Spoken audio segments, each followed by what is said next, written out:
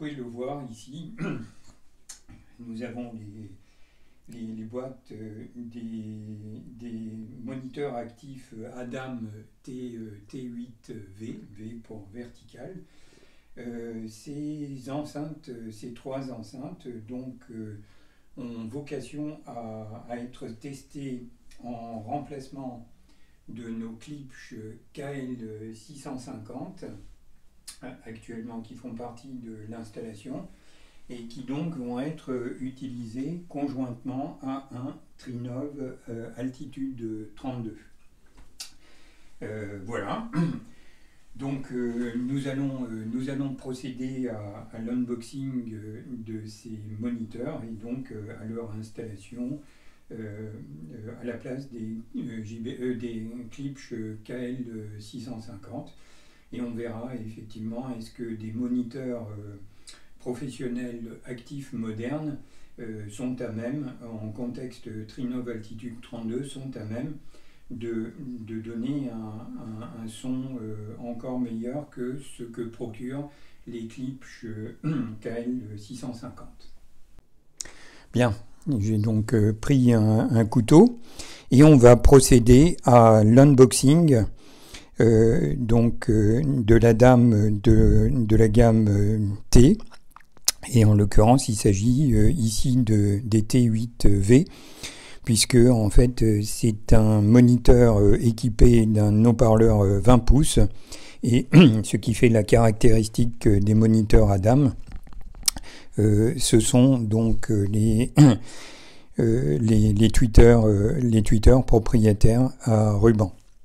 Alors, première chose, comme vous pouvez le remarquer ici, c'est qu'il s'agit d'un packaging qui est vraiment bien pensé, puisque en fait, pour le transport de ces moniteurs, qui emballés pèsent une dizaine de kilos, eh bien il y a une poignée où on peut prendre ces moniteurs pour pouvoir les déplacer facilement.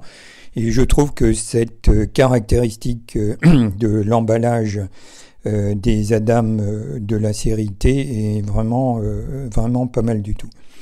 Donc on commence donc l'unboxing.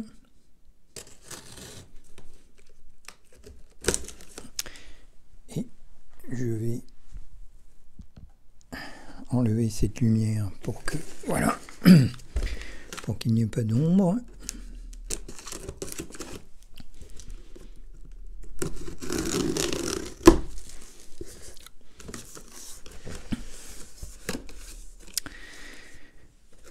Donc voilà, on se retrouve donc devant un emballage classique avec ici donc la prise électrique de connexion. On voit tout de suite ici qu'il s'agit d'une connectique à trois conducteurs, donc avec une terre. Donc on va procéder à la sortie, et donc vous voyez qu'il s'agit d'un emballage qui est vraiment pas mal conçu, puisque en fait, comme vous pouvez le voir, il s'agit d'un simple carton plié, mais qui permet en fait de maintenir les enceintes, avec ici donc le manuel d'emploi de cette gamme de série Adam série T, sachant que cette gamme de produits, donc c'est l'entrée de gamme des moniteurs Adam, donc qui est aujourd'hui composée des T8V, les enceintes qui sont là, des T7V, donc équipés d'un haut-parleur 7 pouces, exactement 6,5, sachant qu'ici on a un haut-parleur de 8 pouces. Et ici la T5V, donc qui est elle équipée d'un haut-parleur 5 pouces. Donc, hop. Alors, comment procéder?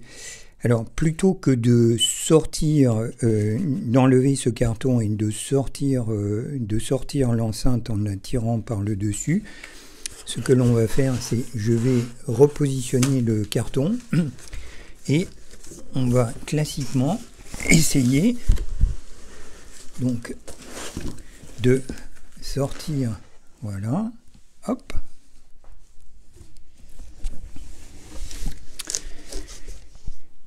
Et voilà, et donc l'enceinte Adam T8V, pardon, V pour vertical, donc qui est posée ici. Donc on va enlever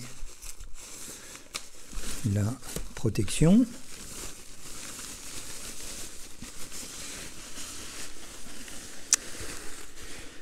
Et comme vous pouvez le voir, l'enceinte se dévoile. Hop, je la sors.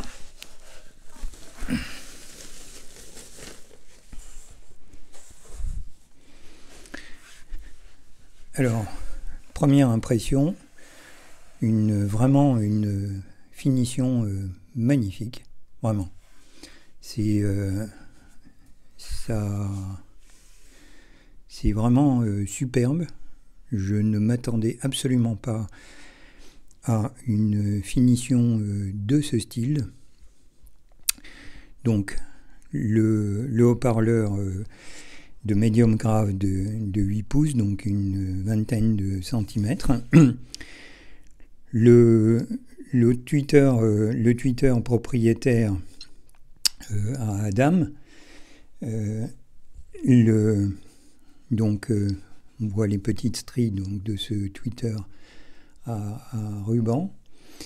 Et puis, surtout, ce qui fait la particularité des enceintes modernes Adam, c'est ce guide d'onde qui en fait correspond au Wave Guide, c'est-à-dire qui va permettre la diffusion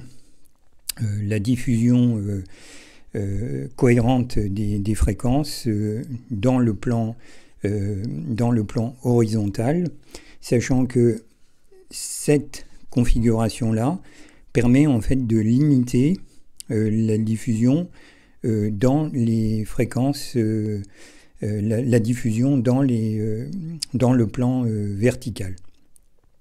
Et du coup, donc, il y a plutôt une focalisation du son au niveau des auditeurs. Encore une fois, je suis vraiment particulièrement impressionné par la finition de ces enceintes. Globalement, c'est un produit que l'on peut trouver entre 250 et 270 euros la pièce. Donc vous voyez, c'est un moniteur actif, encore une fois, et c'est un prix vraiment imbattable. Évidemment, c'est une fabrication que l'on va découvrir derrière. Fabrication. Donc effectivement, made in China, c'est une fabrication, il n'y a pas de secret, hein, malheureusement. C'est une conception allemande, donc Adam Audio, Berlin, Germany. Superbe produit. Donc à l'arrière, qu'est-ce qu'on voit? On voit effectivement les vents d'accord donc de l'enceinte, du haut-parleur de grave. Nous avons ensuite deux connecteurs, donc le connecteur permettant, donc ici déjà la petite diode d'indication de fonctionnement, puisqu'il n'y a aucune lumière à l'arrière, il n'y a pas, ce qui est d'autant plus intéressant dans un contexte home cinéma comme le nôtre. Deux connecteurs, un connecteur de correction d'aigus, donc plus 2 dB, 0, moins 2 dB, donc ce qui va permettre d'adapter le fonctionnement d'autant mieux dans le contexte aigu. un connecteur donc pour les basses fréquences. Éventuellement, si on veut plus de, eh bien on le met sur plus 2, 0, moins 2, ce qui va éventuellement permettre d'adapter plus précisément la réponse du grave dans le contexte de la pièce. C'est-à-dire que si on est tout près d'un mur, si on positionne l'enceinte près d'un mur, eh bien, il sera évidemment préférable de mettre ce connecteur sur moins 2, puisqu'il va y avoir un effet d'amplification des basses fréquences. Donc ici, un potentiomètre donc, de réglage du volume d'entrée. Donc il n'est pas cranté, mais il est assez dur pour qu'on ne puisse pas le bouger ou ne serait-ce qu'en passant un chiffon derrière. Toujours est-il qu'il faut savoir que effectivement c'est un potentiomètre d'entrée de gain donc qui n'est pas variable, qui n'est pas cranté, y compris au niveau de la position 0. Ensuite derrière la connectique, donc la connectique XLR, connectique standard utilisée en ce qui nous concerne, donc c'est ce que l'on utilise. Et puis également une connectique RCA. Donc on voit bien que en contexte plus particulièrement home cinéma, eh bien c'est une enceinte que l'on pourra utiliser sans problème. Avec ici donc le bouton on/off, donc pour la mise en route de l'enceinte, et puis le connecteur donc électrique pour la connexion. Alors, ce qu'il faut savoir, c'est que ces moniteurs n'ont pas de prise, n'ont pas de fonction de veille, mais apparemment ça ne pose aucun problème, puisque en fait l'ampli en classe D de 70 watts qui gère le haut-parleur de grave, et l'ampli donc de seulement 20 watts qui gère le haut-parleur d'aigu, donc le tweeter à ruban. Pourquoi simplement 20 watts? Parce que le rendement, oui, effectivement, vous l'avez peut-être entendu en arrière-fond, la pendule sonne midi, il est effectivement midi. Bref, tout ça pour dire que l'ampli de 20 watts suffit amplement, puisque le tweeter à ruban, donc ici, a un rendement très élevé. Et donc vous voyez qu'avec simplement une amplification de 70 watts pour le haut-parleur de grave et 20 watts pour le haut-parleur d'aigu, donc le tweeter à ruban, eh bien on est capable ces enceintes sont capables de produire un niveau sonore théorique de 118 dB pour une paire, donc entre 113, 114, 115 dB à dB acoustique à 1 mètre, ce qui est vraiment très élevé. Sachant que c'est obtenu donc avec une puissance de 70 et 20 watts, et donc la consommation électrique est vraiment très faible, mais de même en fait la chaleur dégagée par les enceintes est de faible niveau, ce qui fait que ces enceintes en réalité sont prévues pour pouvoir être branchées continuellement sans les éteindre, ce que je ne vous conseille pas de faire.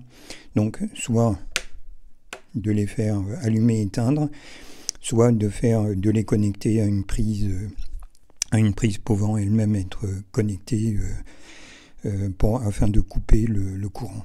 Voilà. Encore une fois, je vous montre, on va passer à l'avant, et vraiment une finition superbe. La hauteur donc de ces enceintes est de 40 cm. La largeur est de 25 cm. Et donc la profondeur, hors tout, de souvenirs, c'est 33 cm. Donc quelque chose en fait qui va parfaitement s'intégrer. Je pousse le carton. Donc qui va parfaitement s'intégrer donc à la place de notre Klipsch KL650, donc qui elle mesure 37 cm5, et donc on pourra directement les remplacer sur les pieds actuels. Encore une fois, il s'agit d'un essai dans le contexte d'une installation globale 9, 4, 8. Donc il y a 9 enceintes au niveau oreille, il y a 4 subwoofers SVS PC4000, il y a 8 enceintes au niveau height, singulièrement donc avec une center height et une Voice of God permettant qui sont utilisées en contexte Neuralix du DTS:X Pro et en contexte également donc Oro 3D. Voilà, sachant que tout ça est processé par notre processeur Trinov Altitude 32, qui est effectivement très haut de gamme, et donc ça pourrait paraître un petit peu disproportionné un tel processeur avec de telles enceintes entrée de gamme, mais encore une fois on va voir est-ce que effectivement un processeur aussi élaboré et aussi évolué que le Trinov Altitude 32, qu'est-ce qu'il peut tirer d'enceintes professionnelles, donc de dernière génération, d'enceintes modernes. Voilà. Donc cet unboxing est désormais terminé. J'espère que cela vous aura plu. Et je vous dis à bientôt sur HCFR.